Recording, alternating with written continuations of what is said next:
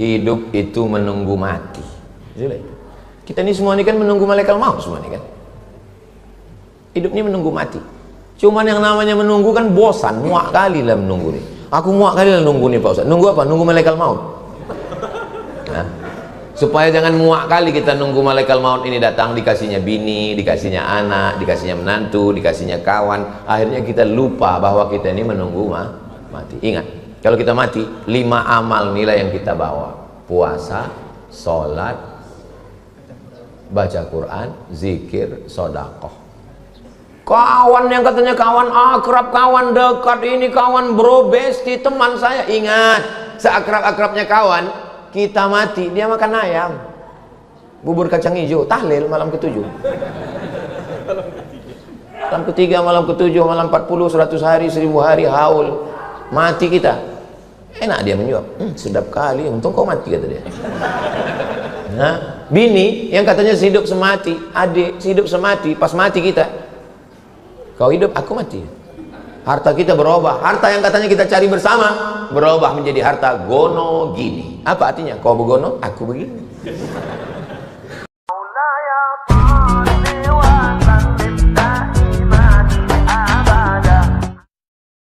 Kullu amrin zibalin, semua amal yang baik, walam yubda bihamdillah, kalau tidak dimulai dengan alhamdulillah, fahuwa aqta, amal itu putus. Maksud putus itu tak bisa dia dibawa mati, putus sampai di dunia ini aja. Maka semua amal mesti diawali dengan alhamdulillahi rabbil alamin. Handphone siapa bunyi itu? Tapi ada yang bilang katanya bismillah, hadisnya ada juga. Kullu amrin zibalin walam yubda bismillah. Jadi kalau ada ustadz yang mengawali bismillahirrahmanirrahim, betul, ada hadisnya. Kalau dia mengawali dengan alhamdulillahirrahmanirrahim, betul juga. Tak usah berkelahi gara-gara itu. Berkelahi antara yang bismillah dengan alhamdulillah, yang ketawa, yang mabuk. Yang penting ada hadisnya. Setiap majelis kalau tidak disebut nama dia, maka majelis itu antanajifah, majelis bangkai, majelis busuk, majelis berbau. Maka orang kalau berjumpa berdua pun waktu bersalaman menyebut nama dia. Allahumma salli ala sayyidina Muhammad wa ala ali sayyidina Muhammad. Allahumma salli ala sayyidina Muhammad. Itu sunnah. Bersalaman mengucapkan solawat. Apa ini? Bid'ah ini mengucapkan solawat waktu salam. Memang tak ada Nabi mengatakan kalau kamu bersalaman bersolawatlah kamu, tak ada. Tapi dalam hadis dikatakan kalau satu majelis tidak disebut namanya, maka majelis itu antana jifah. Antana busuk, jifah bangkai. Bangkai busuk, berulat, benanah, berbau. Maka supaya majelis kita ini tidak jadi majelis bangkai busuk, kita sebut namanya Allahumma salli ala sayyidina Muhammad wa ala ali sayyidina Muhammad. Laisa minna, tidak diakui sebagai umat Nabi Muhammad SAW, man lam yarham saghirana wa lam ya'rif syarafa kabirina. Anak kecil disayangi, orang tua dihormati. Semua anak-anak yang kecil-kecil ini semuanya kita sayangi semua, karena mereka lah yang akan melanjutkan sholat berjamaah di masjid ini nanti. Selama di masjid itu masih ada anak-anak kecil, bersyukurlah. Ini saya tengok subuh ini tadi banyak kali anak-anak kecil. Banyak sekarang masjid tidak ramah anak, tak ada lagi anak kecil, orang-orang tua aja isinya. Tapi di masjid ini banyak anak kecil. Padahal ini hari Ahad, hari libur itu. Anak kecil dibawa bagus. Kata pepatah orang-orang tua kita, dari kecil terlonjak-lonjak, sudah besar terbawa-bawa, sudah tua terubah tidak. Maka bawalah anak kecil. Memang anak kecilnya agak-agak ribut memang sedikit. Nah, itu kan suara dia aja dari tadi. Tapi kalau kita halau dia dari masjid ini, pulang.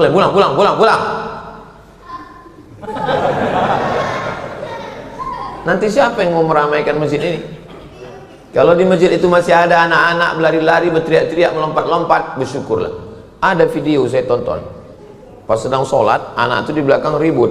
Mungkin bapaknya emosi, mundur, dia disipakkannya anak itu ke belakang. Takutnya yang menyipak itu mati. Umat darah tingginya kan. Nah, maka yang orang tua kita hormati. Ustadz-ustadz, guru-guru kita yang hadir subuh ini yang tak dapat saya sebutkan satu-satu namanya, kita doakan panjang umur, sehat badan, supaya melimpah berkah umurnya untuk kita semua. Amin ya rabbal alamin. Subuh ini kita mau mengkaji hadis. Yang mau kita kaji subuh ini adalah hadis. Pakai tha, hadis. Kalau pakai baris atas, hadas. Jangan salah. Apa yang dikaji Ustaz Somad tadi? Hadas. Ada hadas besar, ada hadas kecil.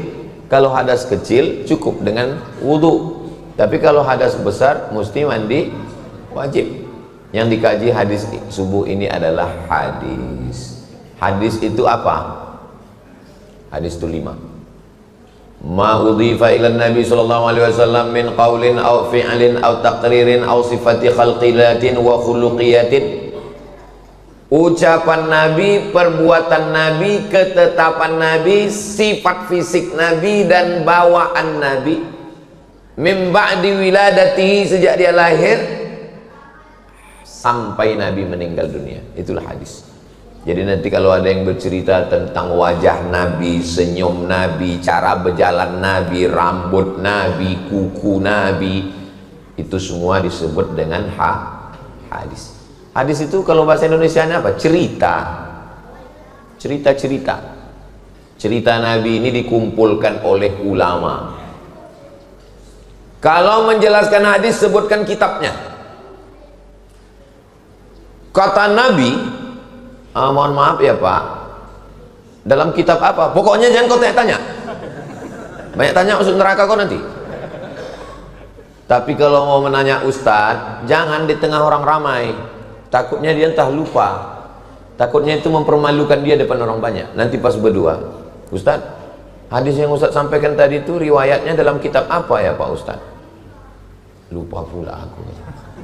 Kalau depan orang banyak kan jatuh harga diri dia. Tapi saya kalau ditanya orang, tidak semua saya jawab. Imam Malik pun ditanya 48 masalah, tak semua dijawabnya. Tapi kami tonton di YouTube itu, kami tengok semua Ustadz jawab. Yang bisa aja di-upload. Yang tak bisa jangan dia. Rusaklah harga diri kita kan. Itu maka saya kalau ditanya, so tolong kalau ada pertanyaan pakai kertas, saya bilang. Kenapa? Karena pakai kertas bisa kita tengok kan. Ini agak payah nih, masukkan ke bawah. Jadi kalau coba langsung kita ditanya, itu riwayat siapa kata dia, nomor berapa, bab apa katanya, gimana caranya biar supaya kita nggak jatuh, ngamuk kita. Yang kau tanya lagi, kau pikir aku bodoh ini? Gitu caranya. Jadi hadis yang mau kita kaji ini kitabnya namanya Sahih Al-Bukhari. Apa namanya? Sahih Al-Bukhari. Sebetulnya judulnya panjang. Al-Jami' Al-Musnad Al-Mukhtasar min umuri Rasulullah SAW wa sunanihi wa ayyamih. Kenapa kitabnya ini disebut dengan Al-Jami'? Jami' artinya semuanya ada. Karena di dalamnya ada akidah, di dalamnya ada fiqih, di dalamnya ada akhlak, di dalamnya ada sirah, di dalamnya ada doa, di dalamnya ada zikir. Maka disebut dengan Al-Jami'. Kenapa disebut musnad? Karena di dalamnya bersanad. Apa itu sanad? Silsilah. Ustaz dulu belajar Quran sama siapa? Aku belajar Quran sama Syekh Azra'i Abdul Ra'ub. Rumahnya di tepi Sungai Deli. Datang saya ke rumahnya dulu. Saya sekolah di Muallimin. Kalau tuan membeli peniti jangan dicucukkan ke sayur kubis. Kalau mik sudah mati-mati tanda waktu sudah mau habis. Saya dulu sekolah di Muallimin Al-Wasliyah, Jalan Sisingamangaraja, Simpang Marendal, pagi. Nah, kalau malam saya mengaji ke Syekh Azra'i Abdul Ra'ub di Sungai Deli. Ngaji di situ dari tahun 90 sampai 93. Khatam saya dari Al-Fatihah sampai An-Nas. Syekh Azra'i itu kalau mengajar duduk aja. Tapi kalau salah gitu, apa gitu? Macam tidur dia, hafal Quran. 4 kali jadi dewan juri musabaqah tilawatil Quran internasional di Makkah Al-Mukarramah. Saya tahunya sesudah dia meninggal. Waktu ngaji itu anak kita anak SMP mana tahu. Ngaji. Pas dia meninggal, saya baca koran. Sudah meninggal hari ini ulama besar internasional, pernah jadi 4 kali dewan juri di Makkah Al-Mukarramah, dihormati oleh pemerintah Saudi Arabia dan dunia. Syekh Azra'i Abdul. Oh, guru tempatku mengaji dulu. Hebat rupanya dia. Allahumma firlahu warhamhu wa'afihi wa'afain. Syekh Azra'i itu belajar ke siapa? Namanya Syekh Ahmad Hijazi di Makkah Al-Mukarramah. Dari gurunya sampailah ke sahabat Nabi namanya Ubay bin Ka'ab, Utsman bin Affan, Sayyidina Ali bin Abi Thalib. sampailah ke Sayyidina Muhammad sallallahu alaihi wasallam. Itu namanya sanad. Jadi tolong dihidupkan lagi sanad-sanad Al-Quran di Medan ini, karena Medan ini tempatnya qori-qori, ulama-ulama besar dulu di Medan.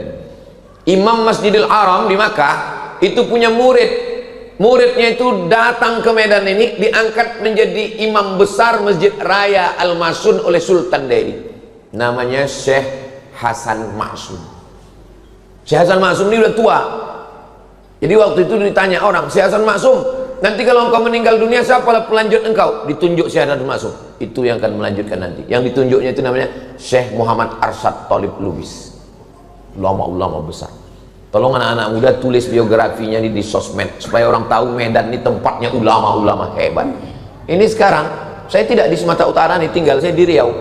Apalah yang orang tahu tentang Sumatera Utara ini sekarang? Pagar besi banyak hilang. Saya menengok dari luar, padahal di sini dulu sarangnya ulama-ulama besar yang hebat-hebat itu dari sini. Maka lahirlah satu asli made in Medan Sumatera Utara, namanya Al-Jam'iyatul Wasthiyah. Dan Syekh Muhammad Arsyad Talib Lubis itu menulis kitab Ulumul Hadis satu, namanya Ulumul Hadis. Kami membaca kitab itu di Muallimin Al-Jam'iyatul Wasthiyah. Dari saya ke guru saya, sanadnya ke Syekh Muhammad Arsyad Talib Lubis, sampailah sekarang. Mudah-mudahan bangkit lagi para ulama-ulama besar dari Sumatera Utara ini, insyaallah. Amin ya rabbal alamin. Al-Jami' Al-Musnad Al-Mukhtasar. Mukhtasar, kenapa disebut kitab ini mukhtasar, ringkasan? Karena hafalan hadisnya 600.000 hadis. Yang ada di kepala Imam Bukhari itu 600.000 hadis, 600.000 hadis. Tapi kalau itu dicetak banyak kali, akhirnya diringkasnya, itulah dia kitab, isinya 7.275 hadis. 7.275 hadis. Al-Jami' As-Sahih Al-Musnad Al-Mukhtasar. Kenapa disebut As-Sahih? Karena semua hadis yang ada dalam kitab ini sahih. Rupanya hadis itu berapa? Yang paling tinggi sahih. Di bawah sahih hasan. Di bawah hasan dhaif. Di bawah dhaif maudhu'. Maudhu' tak boleh diriwayatkan sama sekali, hadis palsu. Al-Bazinjan Syifa'un min kulli da'. Terong obat dari segala macam penyakit. Itu hadis palsu. Siapa yang membuat? Tukang jual terong. Biar terongnya itu laku. Hadis palsu tak boleh diriwayatkan sama sekali. Hadis dhaif, oh hadis dhaif banyak kali. Allahumma barik lana fima razaqtana wa qina azabannar. Hadis dhaif. Awaluhu rahmah, awsatuhu maghfirah, akhiruhu itqun minan nar. Hadis dhaif. Utlubil ilma walau bisin, tuntutlah ilmu walau ke negeri Cina. Hadis dhaif. Sekarang banyak ustaz-ustaz berceramah, hadis dhaif tak boleh diriwayatkan. Hadis dhaif, kata Imam Nawawi, ajma'al ulama'u ala jawazil amali bil hadis dhaif. Ijma' ulama boleh mengamalkan hadis dhaif kalau cukup 5 syarat. 1, bukan masalah halal haram. 2, bukan masalah akidah. 3, tak ada periwayatnya yang kazab, penipu, pendusta, pembohong. 4, masih bernaung di bawah hadis sahih. 5, untuk fadail a'mal, motivasi beramal. Misalnya ada ustadz nanti khutbah Jumat, disampaikannya, semangatlah anak-anak Medan menuntut ilmu, utlubil ilma walau bisin, tuntutlah ilmu walau ke negeri Cina. Boleh apa tak boleh? Boleh. Apa pula salahnya? Bukan masalah akidah, bukan masalah fikih, bukan ada periwayatnya yang pendusta, masih bernaung di bawah hadis sahih. Dan untuk fadail a'mal, memotivasi supaya orang belajar, tuntutlah ilmu ke negeri Cina. Dulu begitu, sekarang tak perlu, karena Cina itu sudah datang kemari. Sampai jauh-jauh ke sana. Nah, jadi jangan sembarangan. Ini baru mendengar 2 kali YouTube, orang anti hadis dhaif langsung menyalah-nyalahkan orang. Hadis hasan dan hadis sahih tak ada ikhtilaf antar ulama, boleh diamalkan. Jadi hadis yang mau kita bahas subuh ini, hadisnya hadis sahih, tak ada ikhtilaf. Kenapa sahih? Karena semua yang ada dalam Sahih Bukhari itu sahih. Hadis sahih. Bukhari bukan nama orang. Imam Bukhari bukan nama orang. Bukhari artinya orang Bukhara. Bukhara, Bukhari. Orang Makkah, Al-Makki. Makkah, Al-Makki. Madinah, Madani. Medan, Medan. Nah, jadi kalau ada nanti nama Ustadz Al-Mukarram Ustadz Abdul Somad Al-Maidani, dikomplain orang, apa pula Al-Maidani, bukan orang Medan dia katanya. Man sakana baladan arba'a sanatin, man sakana baladan arba'a sanawatin faqad sahha an yunsab ilaih.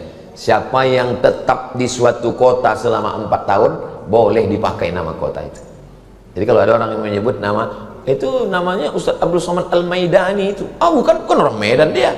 Iya, tapi dia dulu sekolah 5 tahun di Medan. Nah, itu jawabnya. Boleh dipakai. Dulu ada namanya ulama besar Ustadz Hussein Sardani, tamat dari Irak, dari Baghdad, Irak, dari tempat Saddam Hussein. Namanya Syekh Hussein Sardani, ulama besar Al-Wasliyah. Sardani itu dari Serdang. Serdang itu Sardani. Ulama besar. Jadi ulama-ulama besar. Dulu waktu saya kuliah di sekolah di Muallimin, yang mengajar saya namanya Ustadz Hafiz Yazid. Kata dia, ada ulama besar namanya Syekh Abdul Somad. Saya waktu itu tuh terus di ujung Al-Falembani. Al-Falembani berarti Lembang. Syekh Abdul Somad Al-Falembani hidupnya tahun abad ke-18. Dia murid langsung dari Syekh Abdul Karim Saman dari Madinah Al-Munawwar. Syekh Abdul Somad Al-Falembani ini seangkatan dengan Datuk Kalampayan di Kalimantan. Moyangnya dari Abah Guru Sekumpul, namanya Syekh Muhammad Arsyad Al-Banjari. Al-Banjari berarti orang zaman dulu kalau disebut nama itu langsung tahu kita nama. Itulah hebatnya orang Batak, asal disebut namanya langsung kita tahu dia dari mana. Siregar, tak mungkin dari Solo. Asal disebut nama, itu hebat. Jadi yang punya marga pertahankan nama itu. Kenapa? Karena itu menunjukkan identitas diri kita. Dan biasanya nasab-nasab ini membuat orang menjadi bersaudara. Pernahkah orang Batak berperang gara-gara agama? Tidak pernah. Bacalah sejarah orang Batak berperang gara-gara Islam sama Kristen. Tidak pernah. Kenapa? Karena kalau udah jumpa, bertutur dia, bertarombo dia, walak ita sesudena. Tak jadi dia berperang. Karena bersaudara lebih kuat daripada beragama bagi mereka. Maka anak-anak kita ini pertahankan nasab itu. Kenapa? Karena itu menunjukkan identitas diri. Nah, Bukhari bukan nama orang. Bukhari adalah nama kampung. Bukhari orang Bukhara. Bukhara itu sekarang di mana? Uzbekistan. Dari Pekanbaru naik pesawat ke Jakarta, dari Jakarta naik pesawat ke Tashkent, dari Tashkent naik kereta api ke Bukhara. Sampai di Bukhara, itulah dia nama kampung Bukhara. Orang Bukhara itu disebut dengan Bukhari. Siapa nama kau? Bukhari. Kau orang Bukhara? Enggak, aku orang Teluk Nibung. Kenapa pula orang Teluk Nibung nama kau? Tanjung Balai Teluk Nibung, tembak lantai kena hidung. Kenapa nama kau Bukhari? Entah, begitu dikasih nama ayahku dulu. Rupanya orang dulu pakai nama Bukhari itu untuk mengambil nama barokah ahli hadis ini. Nama dia Muhammad bin Ismail bin Ibrahim bin Al-Mughirah bin Bardizbah. Saya lebih hafal nama dia daripada nama saya sendiri. Nama saya sendiri cuma 4 yang saya ingat. Abdul Somad bin Bakhtiar bin Yahya bin Muhammad Shah, dari pihak ayah saya. Ayah Muhammad Shah itu sudah tak tahu saya. Dari pihak emak saya hafal saya 5. Abdul Somad, anak Hajjah Rohana, anak Siti Aminah, anak Syekh Abdurrahman, Syekh Silau Laut, anak Nahoda Alang, anak Nahoda Ismail. Ayah Nahoda Ismail itu sudah tak tahu saya. Coba pulang nanti tanya. Yang hafal nasabnya sampai 5, angkat tangan. Mati maita. Dapat aja agak 3 jadilah. Jangan sampai nanti anak kita pas ditanya orang, coba sebutkan nasab kau. Aku anak bayi tabung. Kau coba sebutkan nasab kau. Aku Pak Ustadz, dulu ada imam masjid pulang, dibukanya pintu, ditengoknya dalam kardus, itulah aku. Jadi siapa nama kau dibuat di KTP? Bin Kardus. Jangan buat nama bin yang tak baik. Kalau tak tahu nama ayahnya, buat bin Abdillah, anak hamba Allah. Abdillah, Abdurrahman, Abdurrahim boleh, asal jangan Abdul Somad. Disangka orang anak saya, padahal bukan. Muhammad bin Ismail bin Ibrahim bin Al-Mughirah bin Bardizbah. Bardizbah ini bukan orang Arab, orang Persia, mu'allaf masuk Islam. Jadi atuk Imam Bukhari yang kelima itu mu'allaf masuk Islam. Mu'allaf itu tidak hina. Ini kadang orang, alah kau baru berapa lah generasi kau Islam, atau kau pun mu'allaf. Jangan dihina mu'allaf, karena mu'allaf itu ulangan amalnya dari nol, tak berdosa sama sekali. Kalau ada saudara-saudaraku yang mu'allaf, dia aja orang, apa kau mu'allaf? Iya aku mu'allaf, amalku dari nol. Kau dosa aja isi catatan amal kau. Nah, pertama yang mesti diketahui, hadis ini ada dalam kitab apa? Sahih Bukhari. Siapa yang meriwayatkan hadis ini? Hadis ini diriwayatkan sahabat Nabi namanya Abdullah bin Abbas. Nabi punya ayah namanya Abdullah. Nabi punya ayah namanya Abdullah. Abdullah bin Abbas ini punya ayah namanya Abbas.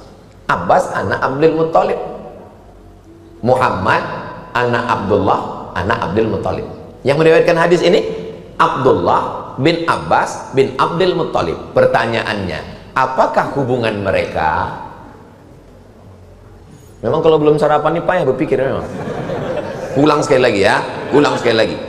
Muhammad anak Abdullah anak Abdul Muttalib. Yang meriwayatkan hadis ini Abdullah anak Abbas anak Abdul Muttalib. Apakah hubungan mereka? Kalau emak saya dengan emak dia adik-beradik, itu namanya sepupu. Tapi kalau ayah adik-beradik namanya sewali. Nah, ini mesti tahu nih anak-anak nih. Kenapa anak tak tahu? Karena ayahnya tak menjelaskan. Itu saudara sepupu, sikit-sikit sepupu, sikit-sikit sepupu. Kalau emak adik-beradik itu namanya sepupu. Kalau nenek adik-beradik dua pupu. Itu saudara kok, Ustadz sama dia macam mana? Kami dua pupu. Saya dengan Bang Idris yang berpantun-pantun tuh dua pupu. Nenekku namanya Siti Aminah, nenek dia namanya Siti Fatimah. Siti Aminah dengan Siti Fatimah ini sama-sama anak Syekh Abdurrahman. Jadi kami dua pupu karena nenek kami adik-beradik. Kalau emak adik-beradik namanya sepupu. Kalau ayah adik-beradik namanya sewali. Kenapa disebut ayah adik-beradik itu sewali? Karena kalau mati ayahnya, mati atuknya, mati adiknya, mati abangnya, bisa dia mewalikan nikah. Itu maka disebut dengan saudara sewali. Kalau emak kita dengan ayah dia adik-beradik, apa namanya? Kalau bahasa Melayunya peseloroan. Kenapa disebut berseloro? Karena dia berseloro, lama-lama berlaki berbini. Awalnya berseloro, gula-gula lama-lama nikah. Nah, itu dia berseloroan. Baru tulang. Paham? Kalau bahasa Arabnya namanya binti ammi. Begitu. Anak-anak kita ini mesti saya jelaskan. Saya di rumah emak saya itu saya jelaskan. Ini namanya Syekh Abdurrahman. Dia punya anak namanya Siti Fatimah. Siti Fatimah punya anak namanya Siti Ruqyah. Yang dari induk ini namanya Siti Aminah. Punya anak namanya Syekh Muhammad Ali. Nama adiknya lagi Siti Hadiah. Yang ini punya anak namanya Syekh Abdul Latif. Nanti punya anak-anak. Jadi setiap datang tamu hari raya aku tanya, kau sama ini apa hubungan kalian? Tengok itu. Oh, nenek kami adik-beradik. Kalau tak dibuat begitu orang tak tahu. Lebih kenal dia kawan di Facebook. Jadi tolong buatkan ini. Itulah hebatnya orang Batak. Orang Batak tarombo itu dijaganya. Betul? Makanya kalau udah panggil, jumpa dia, ada margamu? Baru habis itu ditanya, apalah kau manggil aku? Apa ya? Berarti kau Batak palsu kata dia. Itu dijaga. Karena ditutur urut ke atas, kita ini rupanya bersaudara. Halak kita sasudena. Rupanya bersaudara. Ustadz janganlah bilang Batak, kami orang Jawa. Sedulur sederek sedoyo kabeh. Pripun kapare panjenenganipun? Muga-muga sing melu acara iki padha kabeh mlebu nang surga. Aku ya iso ngomong Jawa. Nek sampeyan arek ngomong kowe aku iso. Sampeyan wong Jawa apa wong Batak? Jawa. Saudara yang dimuliakan Allah Subhanahu wa taala. Lah ya ada orang awak di siko. Di mana kampung? Enggak ada orang awak Pekanbaru mah. Payakumbuh. Lain suku apa? Hah? Banjar. Bubuhan. Sabarata. Masya Allah, tabarakallah. Saya suka sekali belajar bahasa. Dari kecil saya memang suka belajar bahasa. Sampai di Mesir pun gitu. Asal jumpa sama orang Arab, saya bercakap terus dengan orang Arab. Jumpa saya di Maroko, mesti wajib belajar bahasa Perancis. Sikit banyak mesti tahu. Karena kalau tidak, asal ditengoknya wajah kita asing, dia tak mau pakai bahasa Arab. Ça va bien. Ça va bien artinya apa kabar? Jutaime artinya I love you. Komong tutapel. Komong tutapel artinya siapa nama? Yang paling penting dihafal kalau ke Maroko adalah kalimat "Je ne parle pas français". Je ne parle pas français artinya aku tak bisa bahasa Prancis. Asal udah agak dalam kali cakap dia, langsung kita bilang "Je ne parle pas français arabe". Aku tak bisa bahasa Prancis, bahasa Arab aja. Kaif halak? Tolu halak. Bahasa ini penting. Man arafa lughata qaumin amina makrahum. Siapa yang paham bahasa suatu kaum, dia aman dari tipu daya. Saya mau ngasih tahu, yang mengulis kitab Sahih Bukhari 7275 hadis itu bukan orang Arab. Bukan orang Arab. Apa tafsir yang paling tua? Tafsir yang paling tua tafsir Imam Abu Ja'far Ibnu Jarir At-Tabari, 24 jilid, 1 meter panjangnya. Tabari, Tobrustan, bukan orang Arab. Bukhari, Uzbekistan, bukan orang Arab. Kenapa? Allah mau menunjukkan ke agama ini bahwa agama ini akan didiami, akan dihuni, akan dianut oleh semua orang-orang hebat. Kita kalau belajar hadis, sanad ahli sanad dunia ini namanya Syekh Muhammad Yasin bin Isa Al-Fadani. Fadani dari mana? Padang. Mufti Mesir, namanya Syekh Ali Jum'ah. Waktu saya baca biografinya, sanad hadisnya dari Syekh Muhammad Yasin bin Isa Al-Fadani dari Padang.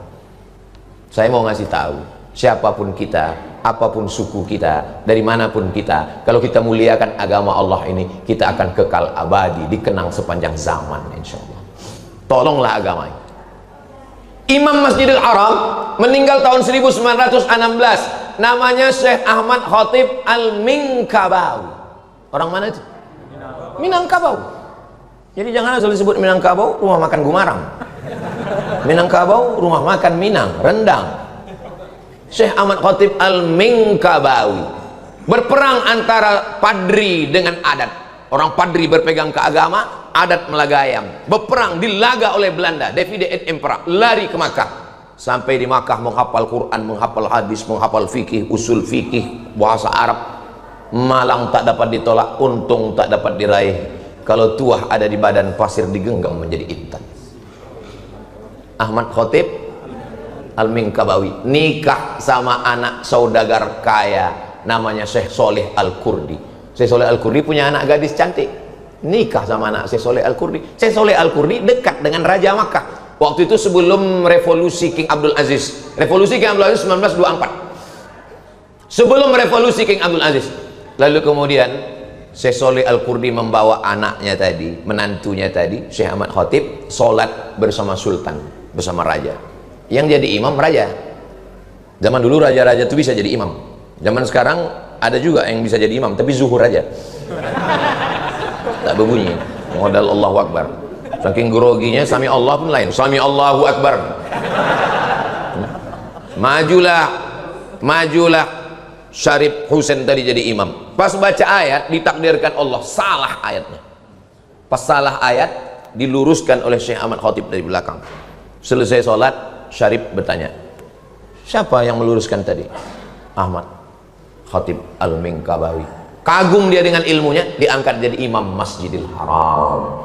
Dialah orang Nusantara, orang Pulau Sumatera, orang Indonesia. Waktu itu belum ada Indonesia, karena Indonesia baru ada 30 tahun setelah dia meninggal.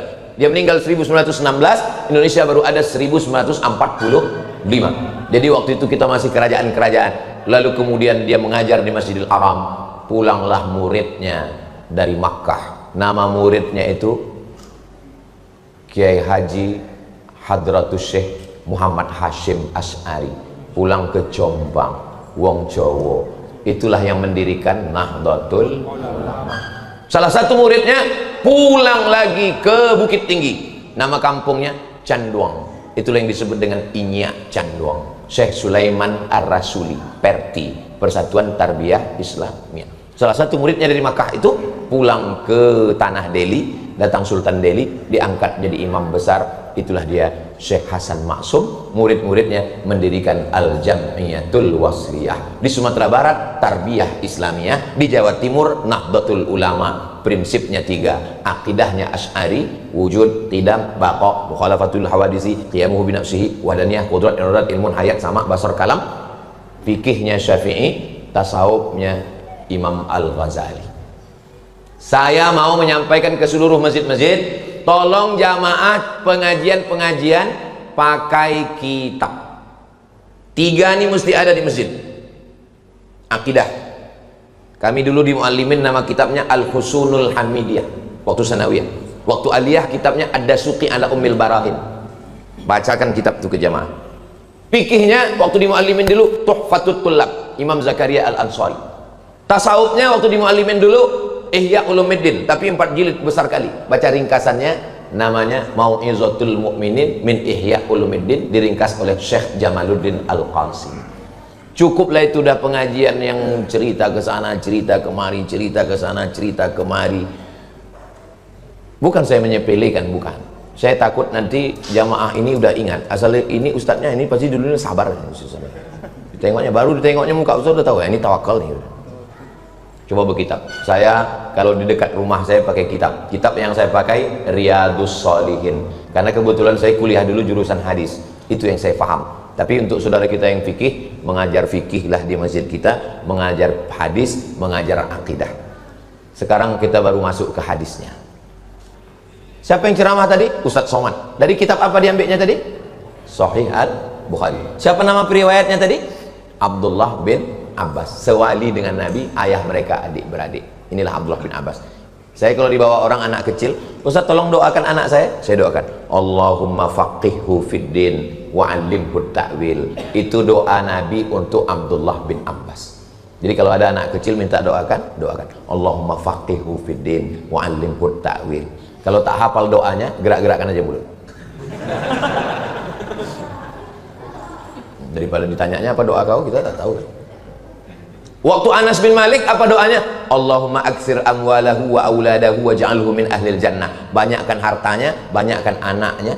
Tak ada disebut banyakkan bininya. Tapi bunyi banyak anak itu mesti banyak. Enggak ada disebut begitu. Hati-hati kalian, bini kalian nengok dari atas. Maaf ya Bu ya.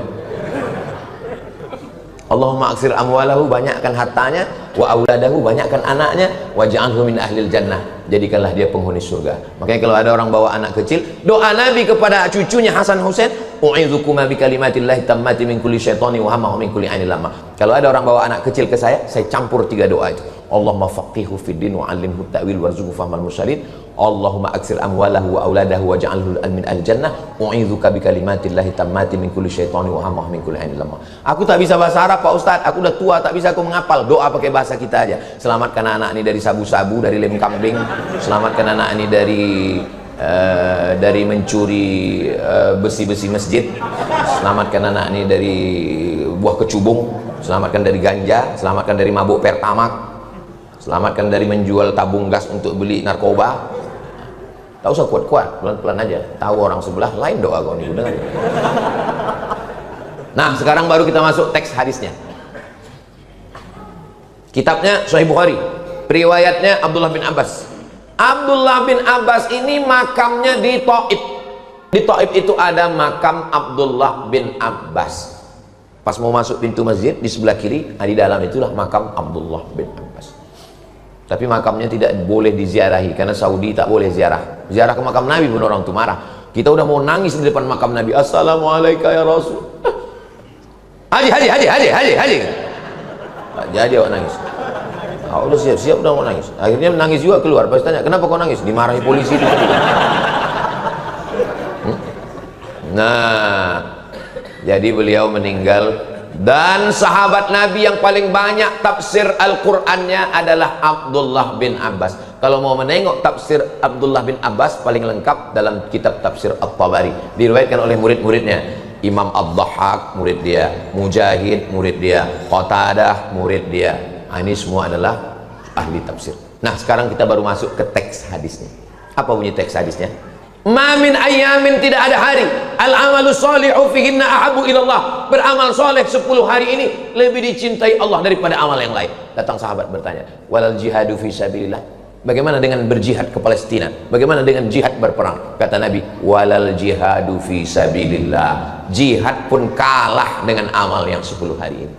Illa, kecuali rajulun kharaja binafsihi wa malihi. Kalau ada orang yang keluar rumah membawa nyawanya, membawa hartanya, walam yarji' min dzalika bi syai', dan dia tak pulang lagi ke rumah, hartanya habis, nyawanya habis, mati syahid. Itulah yang bisa mengalahkan yang 10 hari ini. Jadi kalau belum bisa kita mati syahid, paling tidak kita isi yang 10 hari. Apa saja amalnya? Amalnya ada 5. Apa saja amalnya? Jangan kemana-mana, kita lanjutkan setelah yang satu ini. Begitu kalau masuk TV ada iklannya. Amal yang pertama, amal yang paling disukai Allah adalah puasa. Kenapa darah tersumbat ke otak?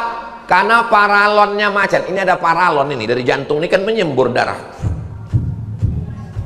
Dari jantung ini menyembur darah ini ke otak. Paralonnya tersumbat. Kenapa paralon tersumbat? Karena banyak gula. Gara-gara minum teh, minum teh, minum teh. Itu maka bagus Masjid Al-Amal ini. Tak ada teh di atas meja. Bagus ini, bagus. Supaya jangan tersumbat otak Ustaz itu.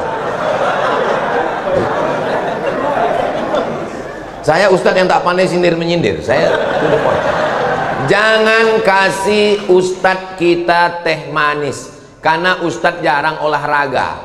Ustadz pengajian subuh, pengajian duha, pengajian zuhur, pengajian asar, mak-mak wirid yasin, pengajian maghrib, pengajian isya, satu hari 6 titik pengajian teh. Akhirnya Ustadz kena diabetes meletus. Kalau kalian sayang sama Ustadz, jangan kasih dia air teh, tapi air putih kasih lah. Ini air putih pun tak ada. Parah kali kalian. Ini sebetulnya subuh saya paham. Kenapa? Karena semua pengurus sedang puasa sunnah. Jadi disangkanya Ustadz ini puasa juga. Ustadz kan mengajarkan puasa sunnah 10 hari. Jadi kami puasa. Kami sangka Ustadz, aku musafir. Aku musafir. Ini subuh ini sebetulnya jadwal Al-Mukarram Ustadz Ustadz Musahur Siregar. Ini jadwal beliau. Mestinya pengurus kalian telepon Ustadz Musahur, besok jadwal Ustadz kan? Iya.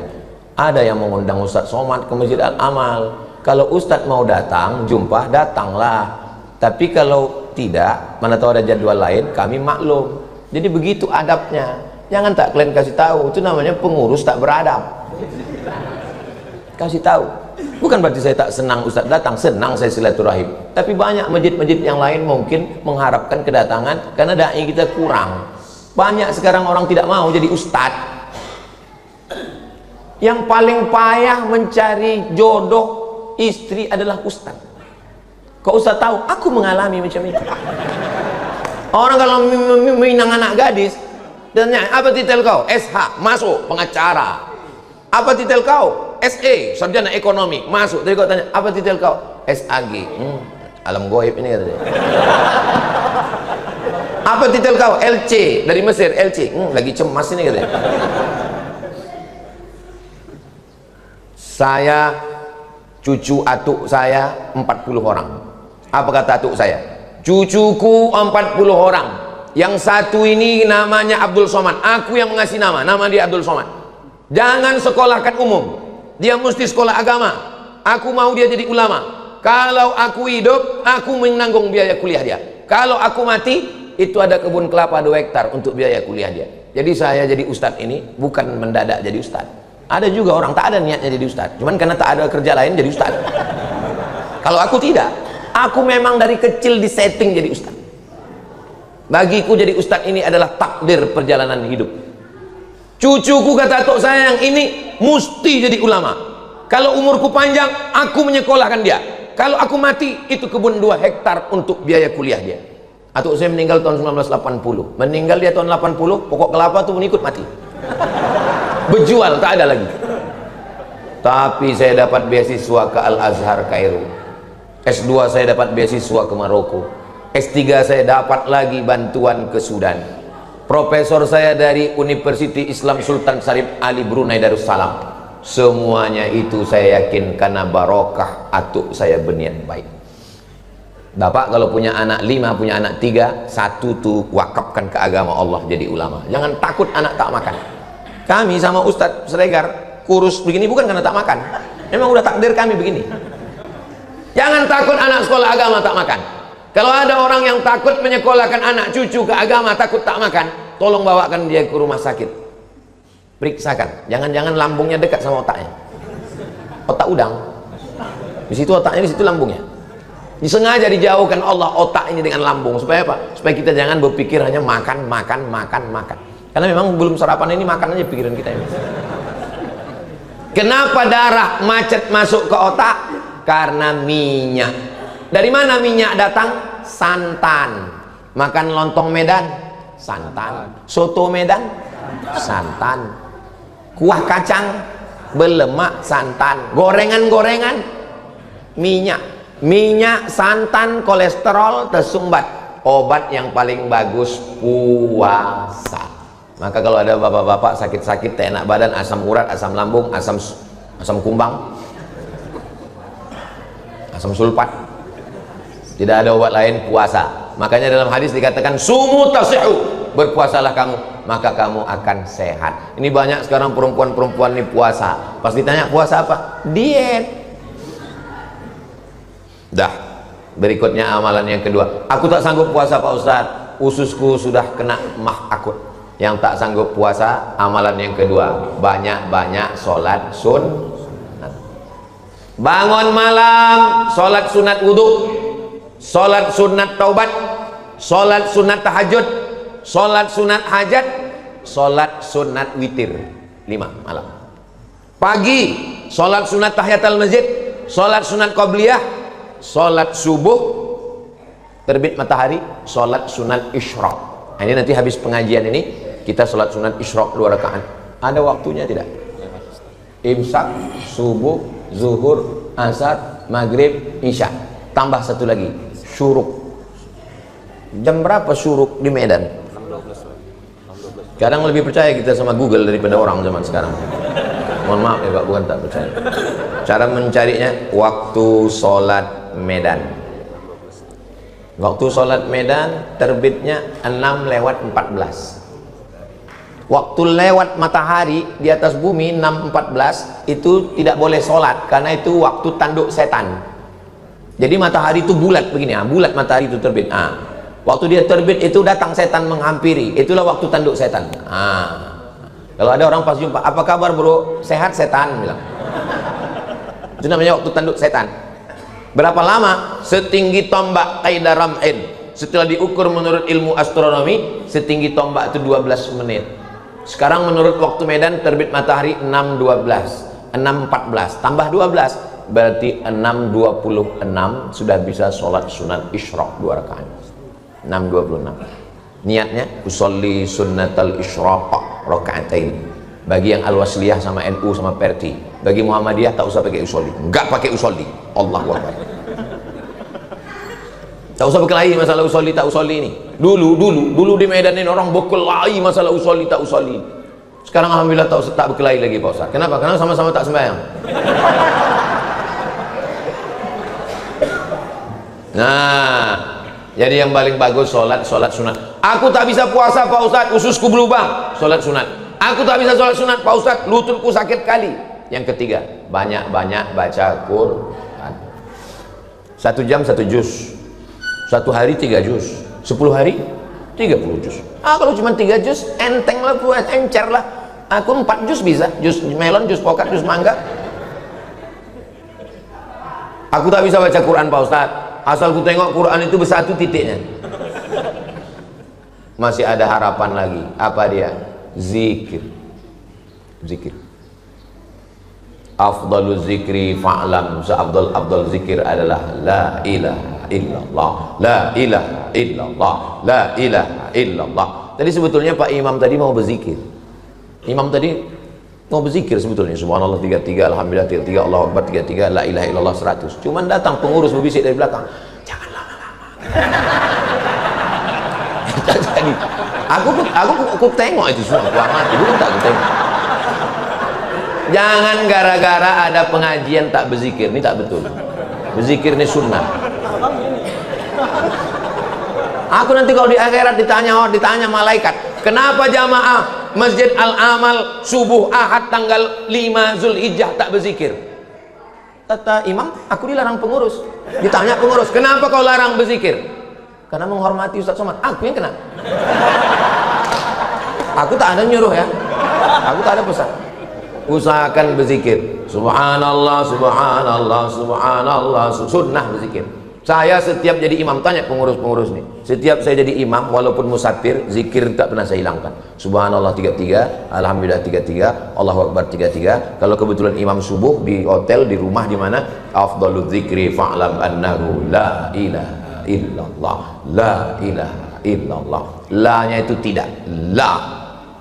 Pas lafaz Allahnya itu ke jantung, la ilaha illallah. Bagi yang mau menggoyangkan kepala, yang tidak ya tak usah.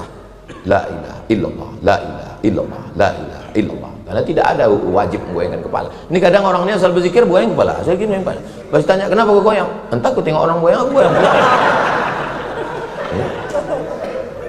Tapi saya tengok Pak Ustadz, orang-orang tarekat Naksabandiah itu tak ada zikirnya kuat-kuat, tasbihnya aja berputar. Itu namanya zikir ismuzat. Zikir ismuzat itu di dalam nih, tak berbunyi, tak bersuara. Zikirnya Allah, Allah, Allah, Allah, Allah, Allah, Allah, Allah, Allah, Allah, Allah, Allah, Allah, Allah, Allah, Allah. 1000, 1000, 1000, 1000, 1000, 1000. Satu hari, 5000 wajib satu hari. Allah, Allah. Supaya kita tak banyak bercakap. Ustaz banyak bercakap, aku memang ceramah, mesti bercakap. Ada memang orang wajib dia bercakap. Siapa itu yang wajib bercakap? Ulama, wajib dia bercakap, menyampaikan ayat Quran hadis Nabi. Siapa lagi yang wajib bercakap? Parlemen. Parle bahasa Perancis, artinya bercakap. Parlemen tempat orang bercakap. Makanya kalau ada anggota parlemen tak bercakap, makan gaji buta, makan duit Arab, makan duit rakyat. Mesti bercakap dia di situ, mengeluarkan perda, peraturan daerah, mengeluarkan undang-undang, mesti dia bercakap. Yang tak boleh bercakap siapa? Tukang. Tukang tak boleh bercakap. Karena kalau dia bercakap berhenti batu bata. Supir tak boleh bercakap. Di Eropa itu tertulis don't speak, no speaking, dilarang ngomong ke supir. Kenapa? Kalau dia bercakap salah konsen. Ya apa kau bilang tadi? Ya betul. Masuk. Pindah alam langsung. Hah? Puasa tak sanggup Pak Ustadz. Sholat sunat, sakit lutut, encok, asam urat, baca Quran. Mata rabun, zikir tak bisa, keluar duit, infak, sodakoh, wakaf, bantu masjid, bantu. 5 amal yang utama di bulan. Tak juga sanggup, mati aja lah. Apalah guna hidup, buat semak medannya aja, buat macet jalan Singamangaraja aja. Cemana lah kami mau mati Pak Ustadz? Belum mati lagi, ada jenazah lewat, ikut. Nampak jenazah yang ikut, daripada habis besi-besi masjid ini nanti. Mudah-mudahan dipanjangkan Allah umur kita supaya kita bisa beramal soleh. Apalah hidup ini? Apalah hidup ini? Mau ku tanya dulu. Saya kalau yang tua segan, saya yang anak-anak muda lah tanya. Mana anak muda tanya? Itulah yang menunduk. Aku tanya. Bang, kasihlah saya definisi hidup. Apalah itu hidup?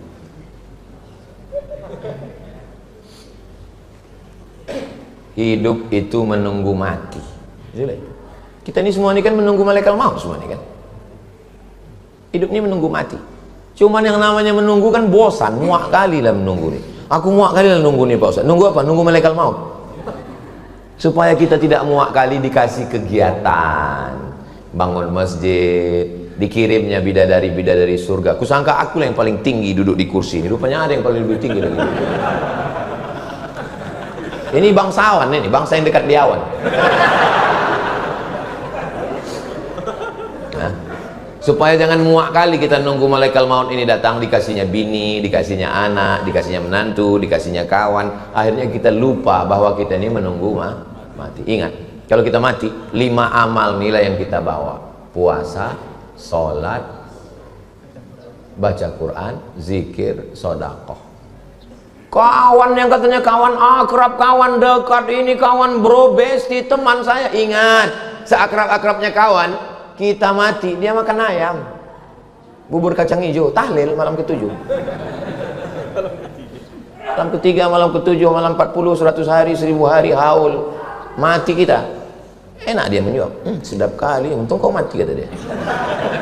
Nah, bini yang katanya sehidup semati, adik sehidup semati, pas mati kita, kau hidup, aku mati. Harta kita berubah, harta yang katanya kita cari bersama berubah menjadi harta gono gini. Apa artinya? Kau begono, aku begini. Itulah kaji kita subuh ini. Kalau ditanya orang, siapa tadi yang menyampaikan hadis tadi? Ustaz Somad. Dari kitab apa hadisnya? Sahih Bukhari. Siapa periwayatnya? Abdullah bin Abbas. Apa bunyinya? Entah apa bunyinya tadi. Tak usah dihafal. Share aja video di channel Ustaz Abdul Somad Official. Subscribe, like, share, and comment.